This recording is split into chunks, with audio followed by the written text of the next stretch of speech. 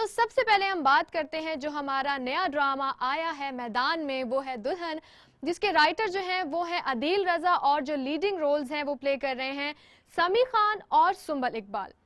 अब जो इसका फर्स्ट एपिसोड था, वैसे मैं बताऊं तो मुझे ऐसे लगा जैसे एक शॉर्ट फिल्म थी कि एक ही एपिसोड में सारी कहानी पता चल गई कि भाई लड़की जो है वो सिंड्रेला की तरह सौतेली माँ के साथ बड़े मुश्किलों से गुजारा कर रही है। अब फिर उसको हो गया प्यार और फिर जो सौतेली माँ थी उसने दोनों की शादी नहीं होने दी और माँ को उसकी सजा भी मिल गई क्योंकि उसने सौतेली बेटी की शादी नहीं होने दी तो उसकी अपनी बेटी की भी शादी नहीं हुई। कहानी हो गई खत्म।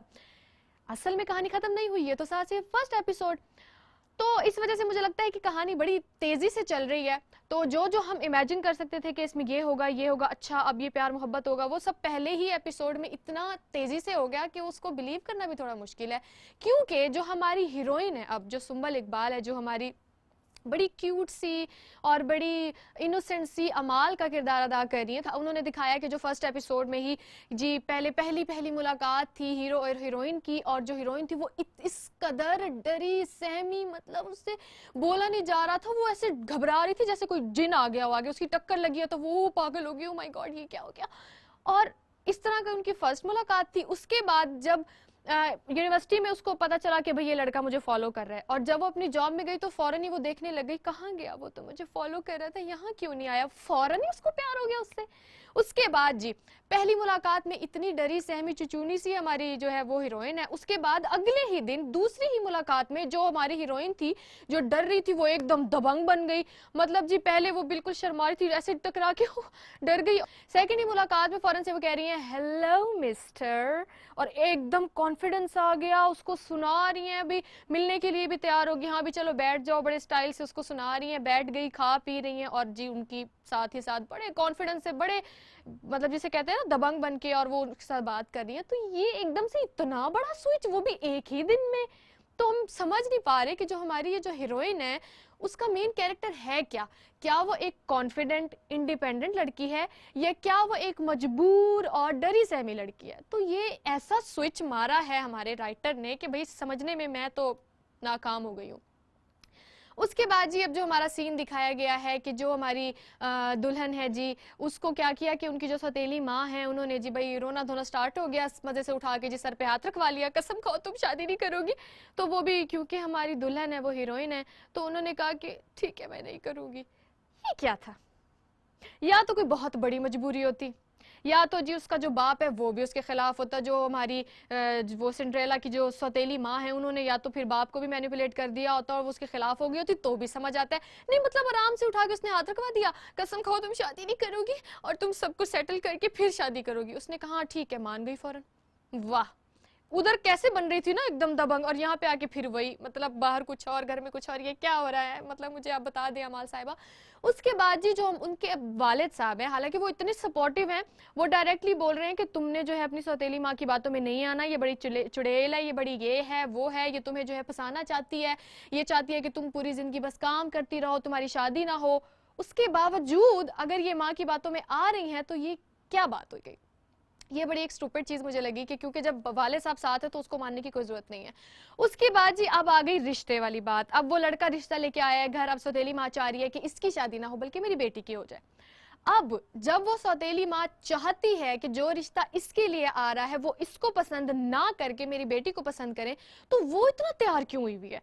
उसको तो चाहिए था कि माँ उसकी कहती कि भाई नहीं तुम नॉर्मल से कपड़े पहना, वो तैयार भी इतनी ज्यादा हुई, चाय लेके भी वही आ रही है। तो ये भी जरा फजूल सा मुझे लगा सीन। तो ऑल एंड ऑल मुझे लगता है कि ये ड्रामा आगे जाके कुछ नई चीज आ जाएगी इसमें, क्योंकि अभी तक जो जो हम इमेजिन कर सकते थे वो पहले ही एपिसोड में एकदम धड़ाधड़ इतनी जल्दी हो गया है कि बंदा समझ भी नहीं पा रहा कि असल में इसकी स्टोरी है क्या, होने क्या वाला है। तो इस वजह से मुझे लगता है कि शायद मैं ये ड्रामा देखूंगी। आगे बढ़ते हैं हमारे दूसरे ड्रामा की तरफ जो कि है सबात। सबात का जो ये वाला एपिसोड था बड़ा ही सख्त किस्म का, बड़ा ही दिल को दहला देने वाला एपिसोड था, क्योंकि अनाया के ऊपर जो दर्द और दुखों के पहाड़ टूट रहे हैं वो बर्दाश्त करना बहुत ही मुश्किल है।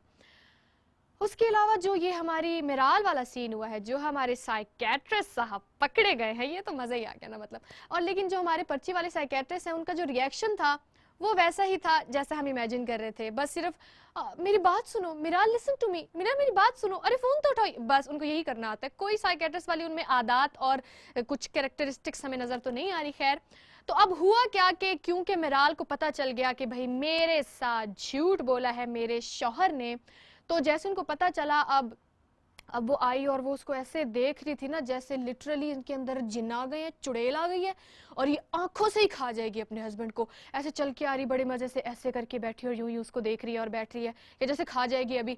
पर कंट्रोल किया हमारी बहन ने, उसने उस टाइम कुछ नहीं कहा, कंट्रोल किया, क्योंकि जो हमारे हारिस साहब थे ऐसे डीठ थे, बड़े कॉन्फिडेंस से आगे बोल रहे हैं मैं लेक्चर प्रिपेयर करके तो फिर हम खाना खाते हैं ये वो।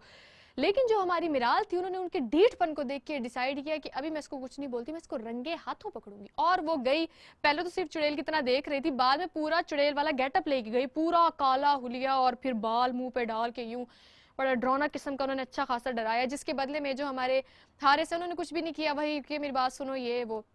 अब इतना बड़ा इशू हुआ है, मुझे तो लगता है कि हारिस को कहना चाहिए था कि चलो ठीक है, तुम कहती हो कि मैं अपनी जॉब छोड़ के तुम्हारे वाली करो, चलो ठीक है मैं तुम्हारा बिजनेस ऑफिस ज्वाइन कर लेता हूँ, तुम साइकेट्रिस्ट बन जाओ।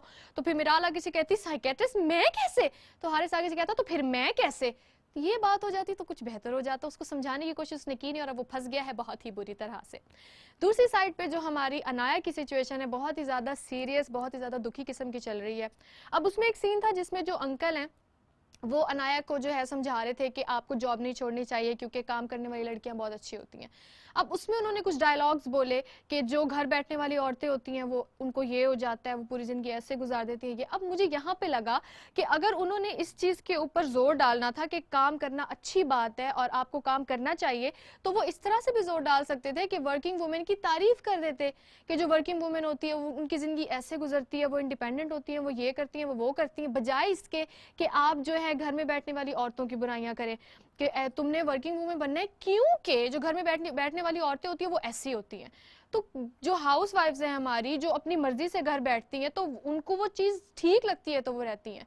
अगर कोई रहना चाहता है घर में तो इसमें कोई बुरी बात नहीं है। ये चीज़ मुझे लगी थोड़ी सी ये नहीं डालने चाहिए थे डायलॉग्स। उसके बाद अब हमारे अंकल ने एक और बड़ा मजे का डायलॉग बोला कि जब वो अपने बीवी को कह रहे होते हैं कि भाई मुझे तो तुम्हारी वफा पे बड़ा यकीन है और तुम मुझे छोड़ के नहीं जाओगी, ये बात हमारी अनाया के दिल पे ठा करके लग गई, इतनी ठा करके लग गई कि उनसे कंट्रोल ही नहीं हुआ और वो इतना रोई कि भाई यार एक तरफ ये मेरे अब्बा जाने देखो कितने अच्छे, अपनी बीवी पे इनको इतना यकीन है, एक तरफ वो मेरा हसन फजूल सा जिसको कोई यकीन ही नहीं है मेरी वफा पे मोहब्बत पे और उसने मेरे साथ ये किया। तो ये सीन जो है बड़ा अंकल ने रुला दिया मेरी बच्ची को। उसके बाद जी जो डेथ वाला सीन था बहुत ही ज़बरदस्त एक्टिंग, तो मतलब इस पूरे ड्रामे में मुझे लगता है कि अनाया और अनाया के अब्बा की एक्टिंग सबसे ज़्यादा ज़बरदस्त है। तो वो जो सीन था वो बहुत ही ज़्यादा, मतलब मैं तो इतना रोई ना कसम से, उस सीन ने ज़बरदस्त तरीके से रुला दिया। उसके बाद सबात में हमारे पास जहाँ इतनी नेगेटिविटी है, जहाँ पर ये चुड़ैल, लोमड़ी, मिराल और फप्फे कुटनी आतिफ है, वहाँ पे दो कैरेक्टर्स हैं जो कि बहुत ज़्यादा पॉजिटिव एनर्जी दे रहे हैं ड्रामे में और बहुत अच्छे कैरेक्टर्स हैं। एक हैं हसन की अम्मा, उनकी जो वालिदा बनी हुई हैं, और दूसरा है जो मिराल की फ्रेंड है निर्मल। अब जो हसन की अम्मी है वो इतनी आइडियल किस्म की सास, इतनी मतलब ज़बरदस्त और अनरियल किस्म की सास कि वो अपने बेटे के खिलाफ जाके उसको समझा रही है कि भाई बहू जो है मुझे उस पर यकीन है, मुझे उसकी वफा पे यकीन है, वो बहुत अच्छी है। तो इस तरह का जो कैरेक्टर्स हैं अब उनके साथ हो भी देखे ना क्या आ रहा है, क्योंकि हमारे माशरे में जो अच्छा होता है ना, या जो पॉजिटिविटी स्प्रेड करने की कोशिश करता है, उसके साथ यही होता है।